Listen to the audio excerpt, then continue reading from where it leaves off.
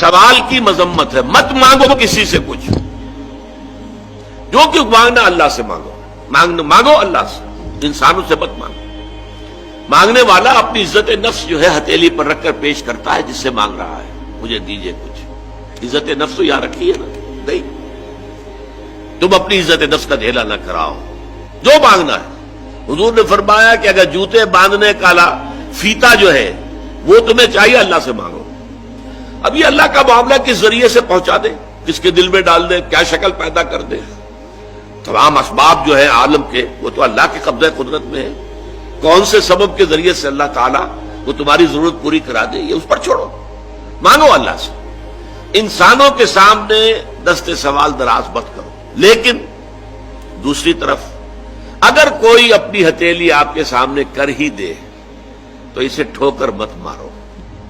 اس نے عزت نفس جو ہے اپنی ہتھیلی پر رکھ کر آپ کے سامنے رکھ دی ہے۔ اب تمہاری مروت، تمہاری شرافت کا تقاضا یہ ہے کہ اما السائل فلا تنہر، اب انہیں جھڑکنا نہیں ہے، ڈانٹ ڈپٹ نہیں کرنی ہے۔ اگرچہ ہمارے آج کل کے معاشرے میں جو پروفیشن بن گیا بیگری کا، اس میں بسا اوقات جو ہے پیچھا چھڑانا مشکل ہو جاتا ہے، اور واقعہ یہ ہے کہ ان کی اگر مدد کی جائے، اب کیا ہے، وہ آپ نے 1 روپیہ دے دیا تو بعض لوگ سمجھتے ہیں شاید بہت بڑا، میں نے حاتم طائی کی قبر پر لات مار دی، روپیہ دے دیا، لیکن یہ تو اصل میں انسٹیٹیوشن بیگری کو آپ نے سپورٹ کیا۔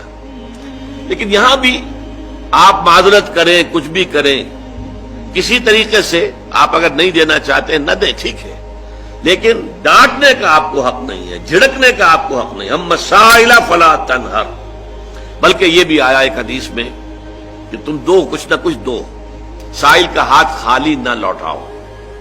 یہاں تک ایک حدیث میں الفاظ ہیں سائل کو ضرور دو، خواہ وہ گھوڑے پر سوار ہو کر تمہارے پاس آیا۔ گھوڑے پر سوار ہو کر آنے والا جو ہے وہ تو صاحب عزت، صاحب حیثیت انسان ہوتا تھا نا۔ گھوڑا تو عرب میں ہر ایک کے پاس نہیں ہوتا تھا، اونٹ تو کہہ سکتے ہیں آپ کے بہت عام تھا، بھیڑیں بکریاں عام تھیں، گھوڑا جو ہے وہ تو کسی صاحب ثروت انسان کے پاس ہی ہوتا تھا، صاحب حیثیت۔ تو گھوڑے پر سوار ہو کر آ رہا ہے، لیکن تمہیں کیا معلوم اندرونی طور پر اس کی کیا کیفیت ہے، کیا اس کے اوپر بپتا پڑ گئی ہے، کون سے صورتحال سے وہ اچانک دوچار ہو گیا ہے۔ لہذا دے سکتے ہو تو دو، لیکن یہ کہ نہیں دے سکتے تو معذرت، قول معروف یہ کہو اور نرم انداز میں ان سے معذرت کرو۔